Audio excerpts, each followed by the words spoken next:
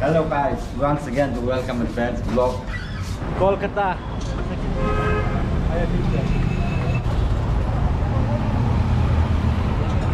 तो टेस्ट करके बताओ कैसा है। घर का चाय जैसा। घर का चाय जैसा है। क्या होगा जेकब? मेरा नया पूमा का जूता मैंने यहाँ पे खरीदा था और ये पूमा जूता एक दिन भी नहीं लगाया, ऐसा हो गया है। ये शोरूम पूमा का शोरूम से खरीदा है। ये जूता शोल देखे मुझे पूमा का शोरूम का नहीं लग रहे हुए हैं। चूतिया बनाया तुमको। साइंस सिटी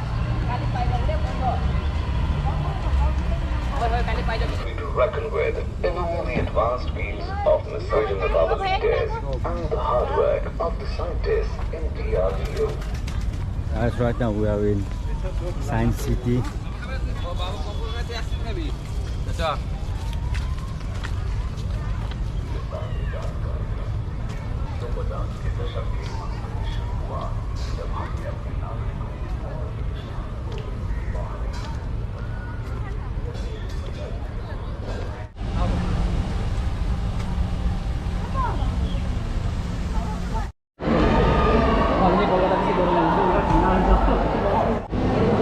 अभी जेकब घुस रहा है यहाँ पर।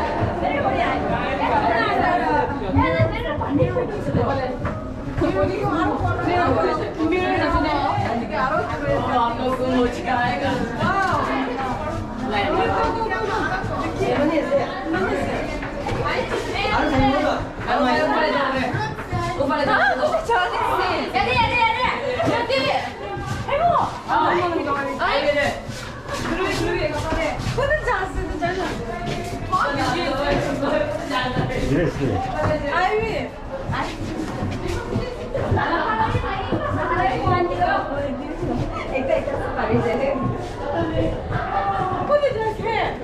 जाबे ना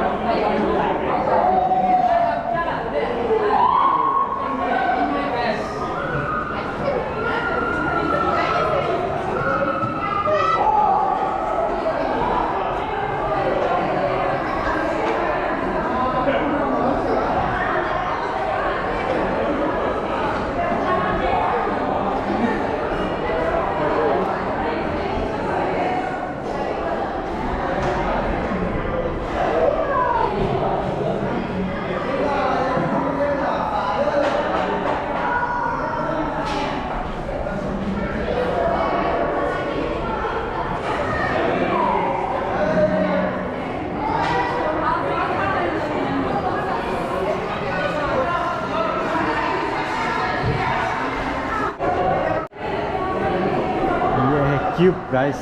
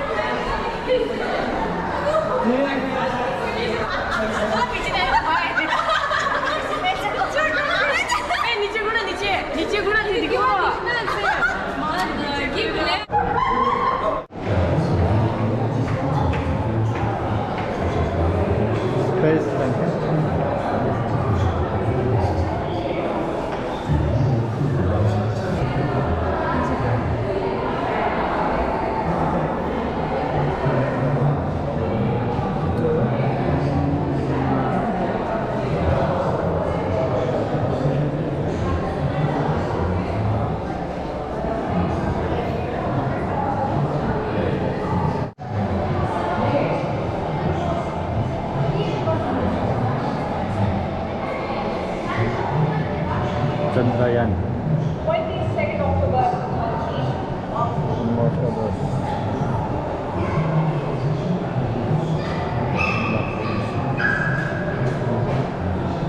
Mission Moon.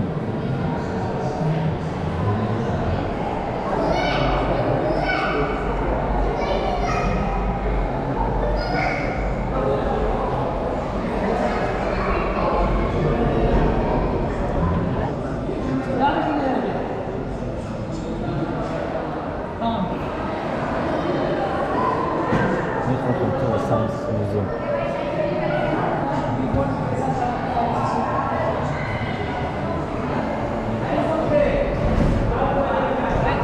Science Museum.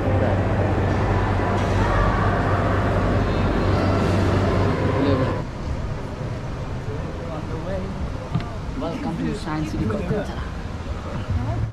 इस शो को शुरू करने से पहले अब सभी दर्शकों से निवेदन है, बादल एक जगह पे स्थिर नहीं रहता, यह आसमान में टहलता रहता है और टाइम टू टाइम अपना पोजीशन चेंज करता रहता है।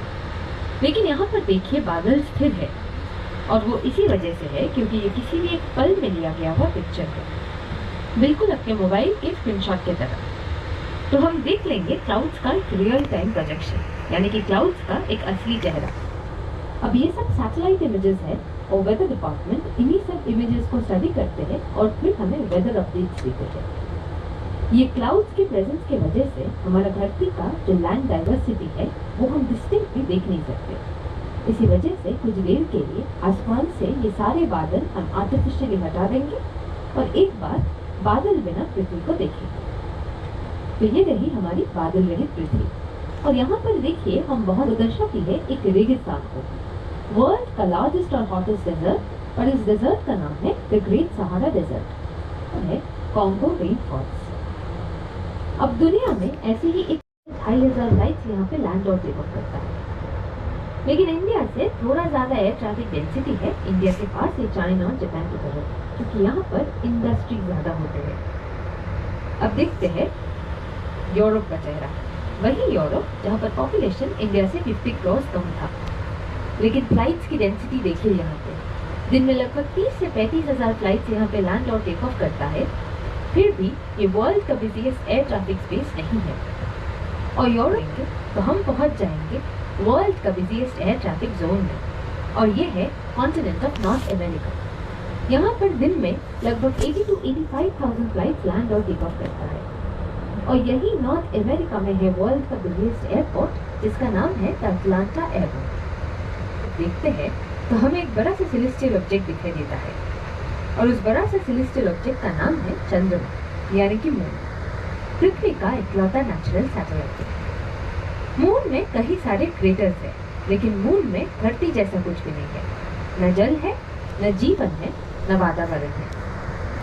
अब इस मून का दो सरफेस है, एक है मून का ये ब्राइट वाला चेहरा, और दूसरा है मून का ये काले धब्बेदार वाला चेहरा जिसे हम चांद का कलक बुलाते हैं। हर पूर्णिमा के रात में धरती से बैठकर जब भी हम इस मून को देखते हैं तो मून का यही काले धब्बेदार वाला रूप देखते हैं। मून अपने अक्ष पे 27.5 दिन में एक रोटेशन कंप्लीट करता है, ब्राइट वाला चेहरा है, हम कभी नहीं देख सकते। मून को रोशनी देता कौन है? और मून को रोशनी देता है हमारे सूरज यानी कि सन। इसे दिखने में एक आंख का गोला जैसा लगता है। इसके ऊपर ये जो येलो कलर के पैचेस आप लोग देख सकते हैं, ये सब है एक एक एक्टिव सोलर फ्लेयर्स। यहाँ से यूवी रेडिएशन एमिटेड होता है, और यही यूवी रेडिएशन हमारे लिए बहुत ही हानिकारक है। प्लैनेट मर्क्यूरी, ये फास्टेस्ट रिवॉल्विंग प्लैनेट है और 88 डेज में अपना रिवोल्यूशन कंप्लीट करता है।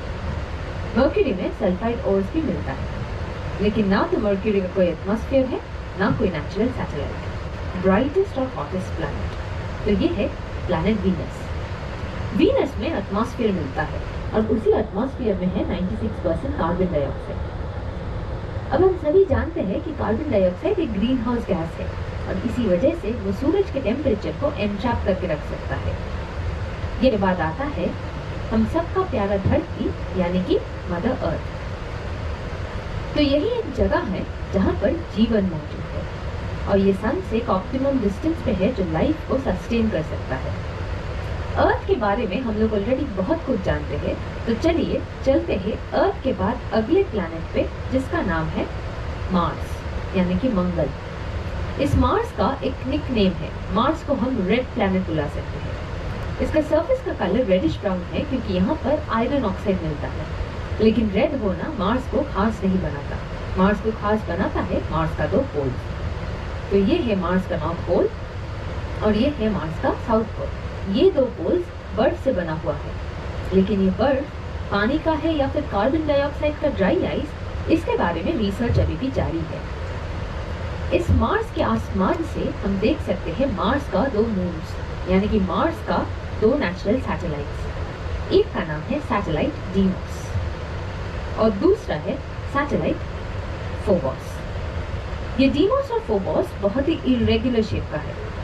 हमारे सोलर सिस्टम का सबसे बड़ा प्लैनेट का नाम है जुपिटर, और जुपिटर एक गैसियस प्लैनेट है।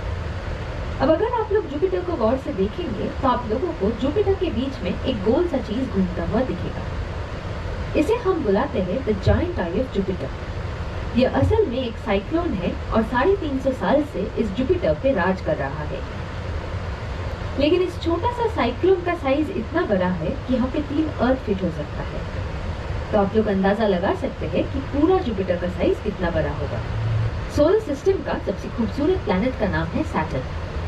सैटर्न को हम क्वीन ऑफ प्लैनेट्स भी बुला सकते हैं, और इस सैटर्न का जो खूबसूरती का राज है वो है सैटर्न के रिंग्स में। हम सभी जानते हैं कि सैटर्न के रिंग्स आउटवर्ड भी प्रोजेक्टेड होता है। फिर आता है coldest planet of our solar system Uranus, जहाँ पर बहुत सारे हल्के गैसेस मिलते हैं जैसे कि हाइड्रोजन, हीलियम और मीथेन। और इस यूरेनस से मिलता जुलता एक और प्लैनेट है यूरेनस का सिस्टर प्लैनेट जिसका नाम है नेपच्यून। यहाँ पर मीथेन की कॉन्सेंट्रेशन थोड़ा ज्यादा होता है। इस नेपच्यून से हमारे सोलर सिस्टम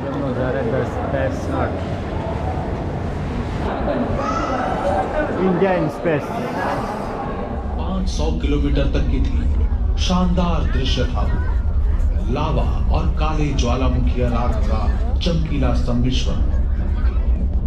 लाल, नारंगी, पहाड़ धरती के पहाड़ों से भी ऊंचे हैं। जो निष्प्राण लगता था, सामना भी बेहद रोचक था। वैज्ञानिक पहले से ही जानते थे कि यूरोपा बर्फ से ढका हुआ है। वॉयेजर यानों ने बताया कि कई किलोमीटर मोटी बर्फ की परत के नीचे छिपा है तरल पानी का एक महासागर। वास्तव में यूरोपा में पृथ्वी की तुलना में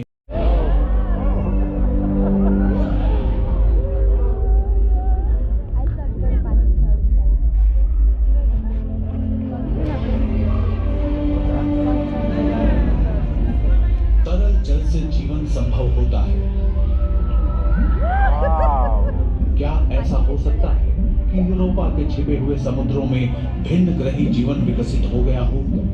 शायद हम कभी यूरोपा के बर्फीले पानी में ज्ञानवान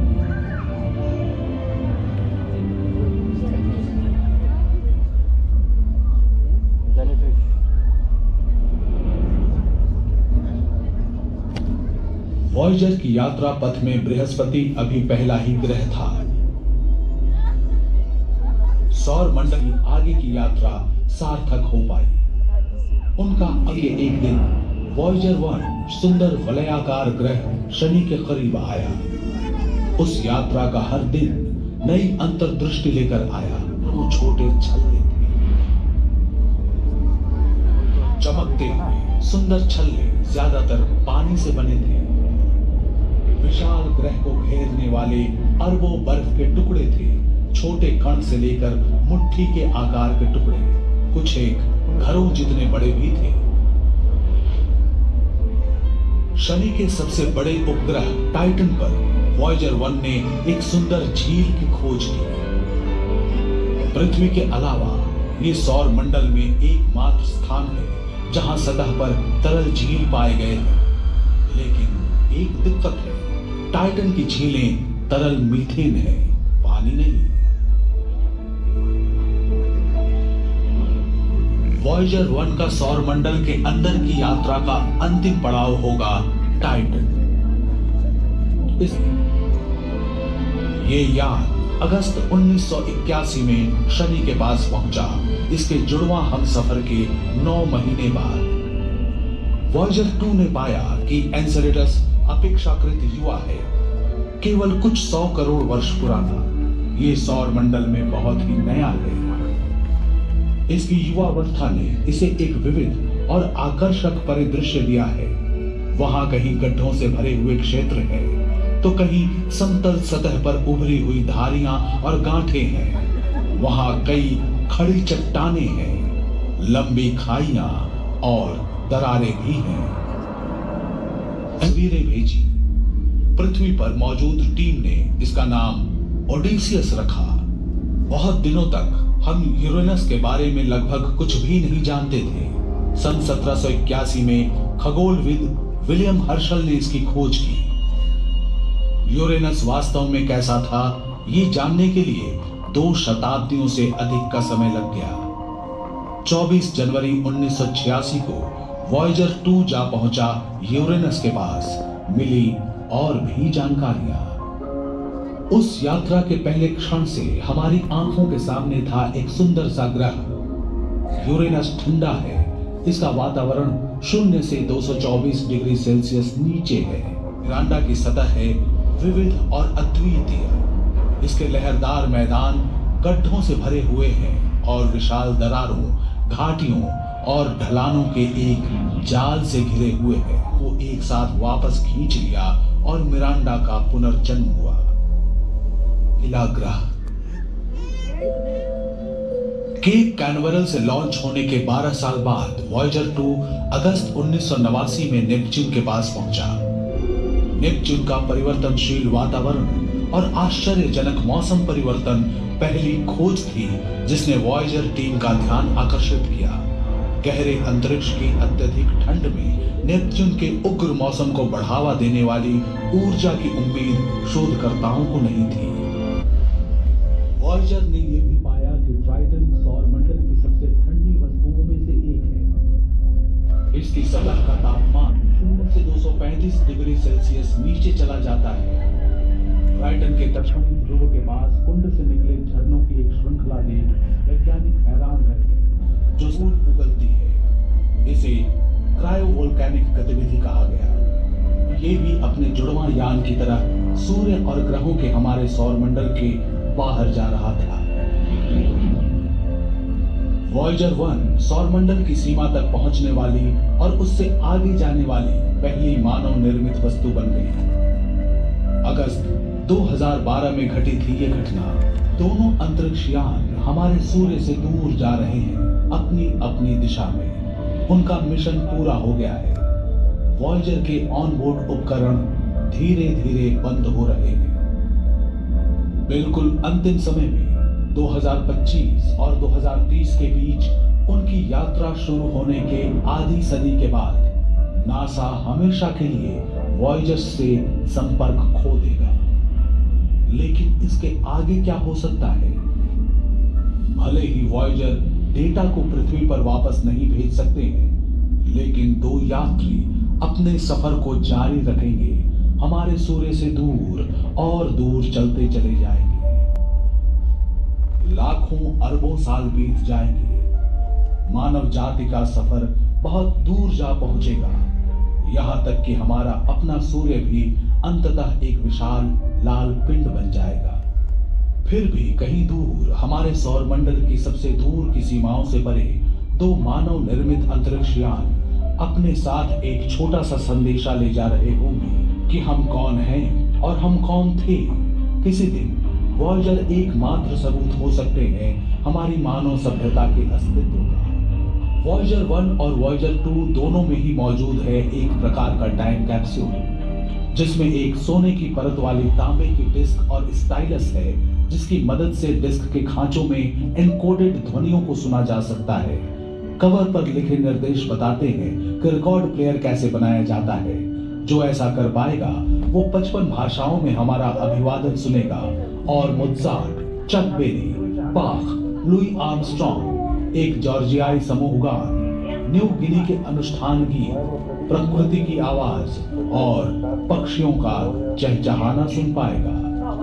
डिस्क में अंतरिक्ष से ली गई पृथ्वी की तस्वीरें, संसार के परिदृश्य और उनमें रहने वाले लोगों की तस्वीरें भी मौजूद हैं। फिर ये हमारे सबसे नजदीकी तारे प्रॉक्सिमा सेंटोरी के पास होगा। हाल ही में खोजे गए इस तारे का एक ऐसा ग्रह है जहां शायद जीवन की संभावना मौजूद है। हो सकता है उस समय तक मानव जाति को तारों तक जाने का एक तेज रास्ता मिल जाए, जिसके बारे में वॉयेजर्स के बनाने वालों को पता नहीं था, और समान प्राणियों की खबर देकर अपनी यात्रा पूरी करेंगे। उन प्राणियों की खबर जो हमारी ही तरह चाहते हैं सितारों तक पहुंचना। बहुत बढ़िया लगा यार, बहुत अच्छा लगा।